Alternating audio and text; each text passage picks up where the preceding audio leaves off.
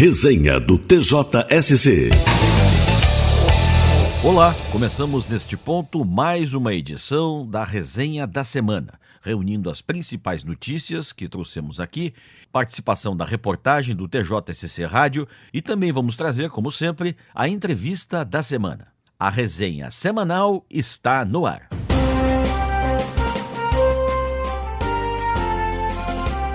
Desembargador Colasso prestigia a inauguração de Sejusc Trabalhista em Joinville. O desembargador Rodrigo Colasso, governador em exercício, participou na última semana do lançamento do Centro de Conciliação e Resolução de Conflitos de Joinville, promovido pela Justiça Trabalhista. Em seu discurso, Colasso destacou que a Justiça Estadual acredita que o modelo é um dos mais eficazes na solução de processos, especialmente os trabalhistas. De janeiro a junho deste ano, as 5 varas trabalhistas de Joinville solucionaram 4.400 processos, 46,1% por acordo, índice ligeiramente superior à média estadual no período, que é de 43,3%. Repórter Gabriela Halpe. TJ repassa R$ 320 mil para projeto que prevê escolta de adolescentes infratores em Santa Catarina. Os recursos serão destinados à aquisição de 5 viaturas adaptadas para atividades que vão desde translados de adolescentes em conflito com a lei para audiências, visitas assistidas nos locais de residência das famílias, atendimento médico e transferências, até a participação em oficinas e atividades culturais, profissionais e educacionais. O governador em exercício, desembargador Rodrigo Colasso, aproveitou a oportunidade para ressaltar que o evento de hoje representa a continuidade da política de parceria e integração entre judiciário e executivo. Este é o 4º repasse que o Poder Judiciário realiza este ano em favor de órgãos do Poder Executivo para investimentos em projetos relevantes e de alcance social. No total, mais de 8,5 milhões de reais foram transferidos nesse período. Repórter Gabriela Halpe.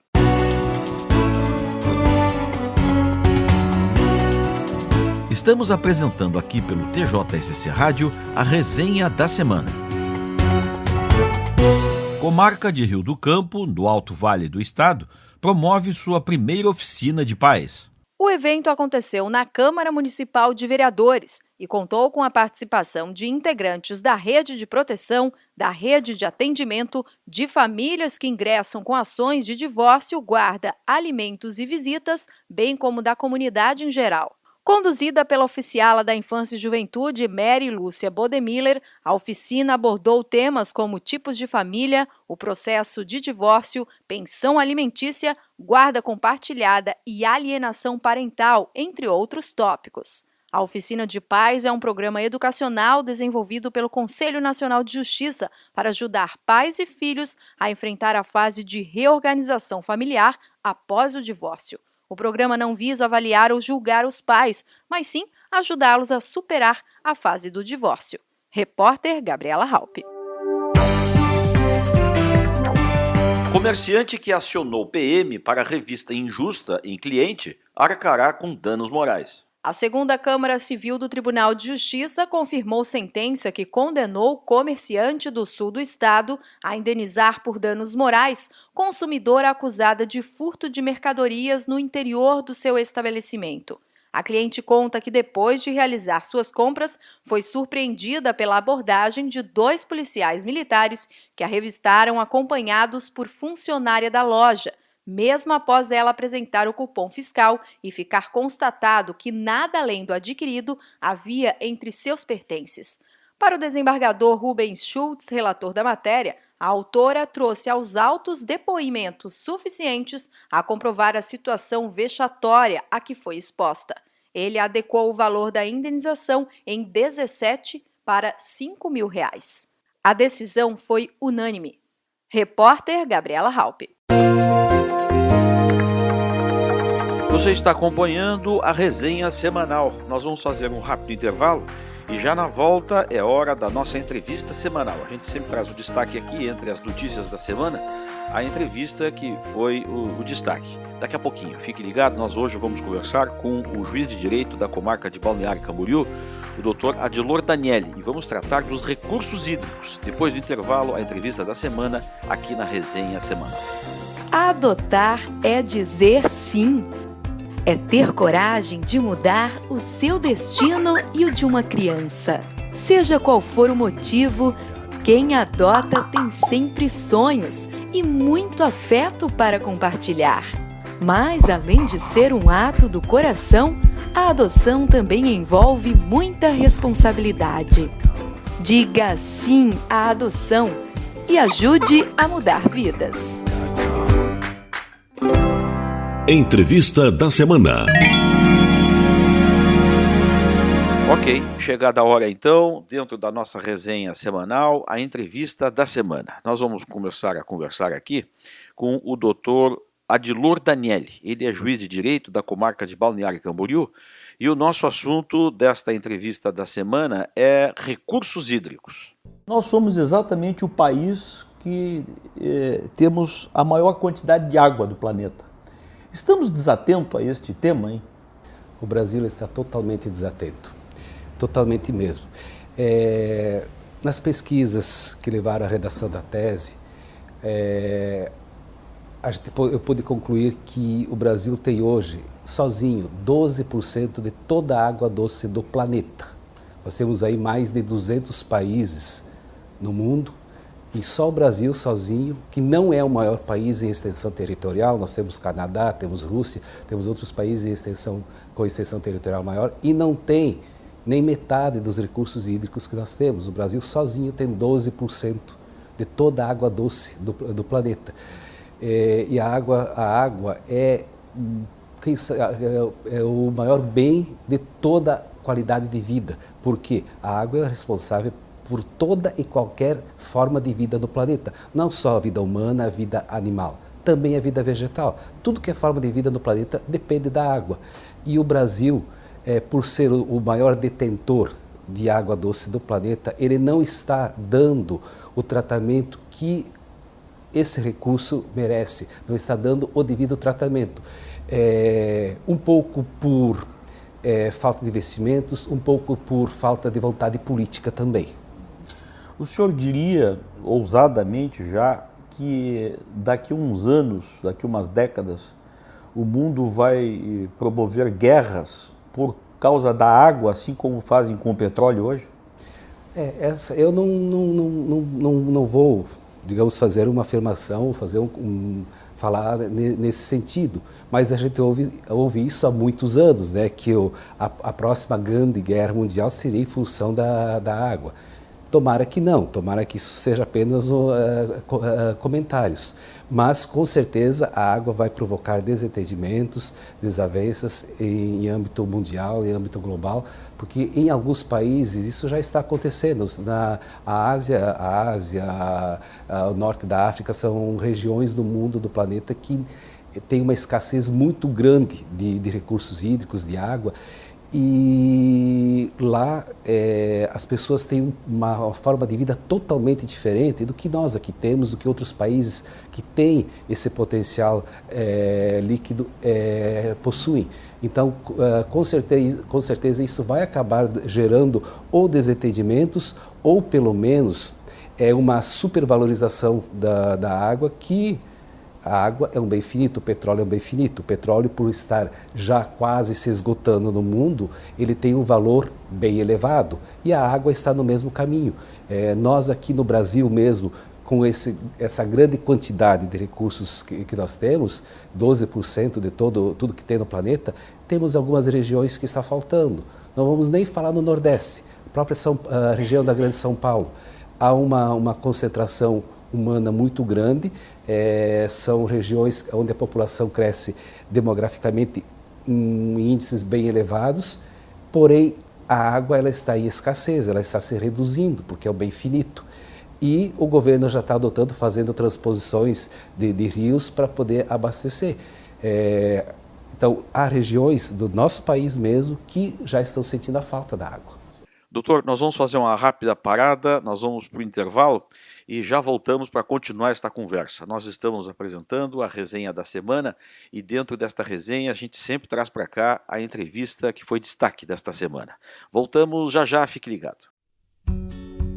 Que tal resolver os seus conflitos na justiça de forma rápida e eficiente? Faça a conciliação. É simples e só depende de você. Todo mundo que tem um processo na justiça pode tentar resolver o problema de forma negociada. Basta ir até uma unidade do judiciário mais perto da sua residência e procurar o setor de conciliação. Lá, diga que tem um processo na justiça e quer conciliar. Para mais informações, acesse o endereço eletrônico do Conselho Nacional de Justiça, cnj.jus.br/conciliação.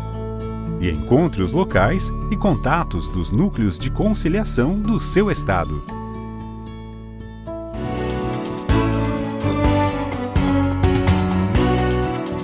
Muito bem, já estamos de volta. Esta é a resenha semanal e dentro da resenha a gente sempre traz o destaque da semana da entrevista que fizemos durante a semana aqui. Nós estamos hoje conversando com o Dr. Adilor Danieli, ele é juiz de direito da comarca de Balneário Camboriú e estamos tratando dos recursos hídricos. Eu li um pouco alguns trechos da sua tese e lá está dito que o Código das Águas no Brasil ele data de 1934. Nós levamos muito tempo para nos dar conta disso, ainda não nos damos, né? Ainda não percebemos isso, né?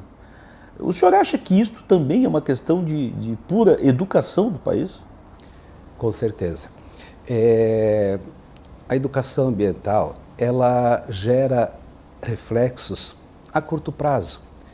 Não só na questão, a questão, eu falo educação ambiental ou conscientização ambiental, a gente não está falando daquela educação formal na sala de aula, mas aquela educação informal, indireta, que poderia ser feita. Por exemplo, o governo federal, há poucos meses atrás, estava tentando aprovar a reforma da Previdência. O que é que o governo fez? Cada pouco a gente vê na televisão propaganda de pessoas, não, se a reforma vai gerar isso, então eu sou a favor. Ou seja, uma forma indireta de educar as pessoas, de convencer as pessoas. Esse tipo de trabalho poderia ser feito e num curtíssimo espaço de tempo nós teríamos as pessoas respeitando mais o meio ambiente e por consequência gera reflexo na água. A questão de uns 30 anos, 3 ou 4 décadas, a gente não tinha respeito nenhum por nada do meio ambiente. Depois se começou uma pequena educação ambiental, as pessoas começaram a ter uma consciência. Eu lembro quando eu era criança, eu me criei numa cidade pequena, lá no oeste do estado. Aparecia um passarinho diferente, as pessoas queriam matar. Aparecia um animal diferente, todo mundo queria matar. Então não havia o respeito. Hoje não. Hoje todo mundo vê de forma diferente e, ao invés de matar, vai tentar ajudar. Se o animal está ferido, vão socorrer o animal e proteger o animal. Houve uma mudança de mentalidade muito grande nas últimas 3 décadas, mas ainda não é o suficiente. Nós não corremos o risco de, lá pelas tantas, perder o controle desta soberania das águas? Ou alguém lá de fora nos dizer, olha, vocês não estão cuidando da água que é do mundo, não de vocês? A comunidade europeia, que hoje são países independentes, porém formam o contexto da União Europeia. Ela editou uma diretiva 62, determinando o que cada país deveria fazer com as suas leis relacionadas à água, chamando a responsabilidade dos seus países. E eu penso que no futuro não muito distante, a ONU ou algum outro órgão em âmbito mundial poderá fazer o mesmo com o Brasil. Dizer, olha, vocês têm essa quantidade de água, vocês vão fornecer para o mundo, vocês têm a responsabilidade de cuidar isso, de preservar, porque disso depende toda e qualquer vida do planeta, não só das atuais, mas também das futuras gerações. Então nós temos uma responsabilidade muito grande e o Brasil poderá sim ser cobrado e, quem sabe, até com embargos, como há, por exemplo, vários países fazem embargos à Coreia do Norte, em função da corrida armamentista daquele país. Então, muitas retaliações econômicas poderão vir em função disso. Doutor, muito obrigado pela entrevista. Eu que agradeço pela oportunidade. Muito bem, este foi o Dr. Adilor Daniele, juiz de direito da comarca de Balneário Camboriú, e nós conversamos hoje aqui, nesta entrevista da semana, sobre recursos hídricos. Esta é a nossa resenha semanal. Estão chegando aí mais notícias. Pais serão indenizados por veiculação de matérias inverídicas sobre morte do filho. A segunda Câmara de Direito Civil do TJ confirmou sentença que condenou um jornalista e uma empresa de comunicação a reparar dano sofrido por um casal em razão da publicação de matérias jornalísticas de cunho moralmente ofensivo sobre o motivo da morte de seu filho, relacionando-a com o uso de entorpecentes. Segundo os autores, as reportagens davam conta de que o filho deles havia sido internado em clínica para tratamento contra o crack, fato que não ocorreu, uma vez que o rapaz não era usuário de drogas. Para o desembargador Rubens Schultz, relator da matéria, tanto o jornalista quanto o jornal faltaram com cuidado na hora de confirmar as informações, numa demonstração de pouca preocupação com a reputação, honra e bom nome alheio. O relator condenou os réus a publicar a íntegra da sentença como forma de retratação no prazo de 15 dias, sob pena de multa. A indenização foi fixada em R$20 mil. Repórter Gabriela Halpe. TJ rechaça a obrigação do Estado bancar realização de cirurgia para mudança de sexo. A primeira Câmara de Direito Público do Tribunal de Justiça em agravo de instrumento manteve decisão da segunda Vara da Fazenda Pública da capital, que indeferiu pedido de tutela antecipada para que um transexual pudesse realizar cirurgia através do plano SC Saúde para redesignação de gênero. O desembargador Luiz Fernando Boller, relator da matéria, negou o pleito emergencial ao sustentar a inexistência nos autos de informação concreta sobre a urgência do procedimento. Destaca que um psiquiatra e uma psicóloga ouvidos não cogitaram da possibilidade de evento morte, como consequência do quadro depressivo admitida apenas por um cirurgião plástico. A decisão foi unânime. A ação original segurará seu trâmite na comarca da capital até o julgamento do mérito. Repórter Gabriela Halpe. Você está acompanhando pelo TJSC Rádio a resenha da semana. Tribunal de Justiça majora a pena para homens responsáveis por assalto e abuso sexual. A quinta Câmara Criminal do TJ majorou condenação aplicada a 2 réus responsabilizados por roubo triplamente circunstanciado, mediante grave ameaça e estupro. As penas somadas alcançaram 34 anos de reclusão. Os homens subtraíram um carro, aparelho celular e dinheiro em espécie das vítimas, 2 jovens, e seguiram com elas para um local ermo, onde consumaram ainda a violência sexual mediante ameaça de morte. Eles portavam armas de fogo na ocasião. O desembargador Luiz Neri Oliveira de Souza, relator da matéria, entendeu que não há dúvidas sobre os delitos, ao observar todo o contexto probatório. O processo tramitou em segredo de justiça. Repórter Gabriela Halpe. Juízes de Santa Catarina vão conhecer ferramenta americana que combate pedofilia em redes sociais. Um grupo integrado por 20 magistrados catarinenses com atuação na área criminal participará no próximo dia 20 de agosto, no Rio de Janeiro, capital, de um curso cujo objetivo é aprofundar conhecimentos sobre uma ferramenta desenvolvida pelo governo americano, intitulada Child Protection System, utilizada por forças policiais em várias partes do mundo para investigar o uso das redes sociais no cometimento de crimes que envolvem crianças, principalmente pedofilia. O evento reunirá juízes de todo o país no Tribunal de Justiça do Rio de Janeiro e será ministrado por instrutores credenciados pela Polícia de Imigração e alfandegados dos Estados Unidos. As vagas foram disponibilizadas aos magistrados do Estado após intervenção do Núcleo de Inteligência e Segurança Institucional do TJSC, sob a coordenação operacional do desembargador Sidney Eloy da Labrida. Repórter Gabriela Halpe. Ok, terminamos aqui mais uma edição da Resenha da Semana do TJSC Rádio. Apresentação de Marcelo Fernandes Corrêa, com a participação da repórter Gabriela Halpe. Textos e supervisão da Assessoria de Imprensa do Tribunal de Justiça de Santa Catarina. Na semana que vem, mais notícias, mais destaques e, como sempre, a entrevista da semana. Voltamos numa próxima. Até lá.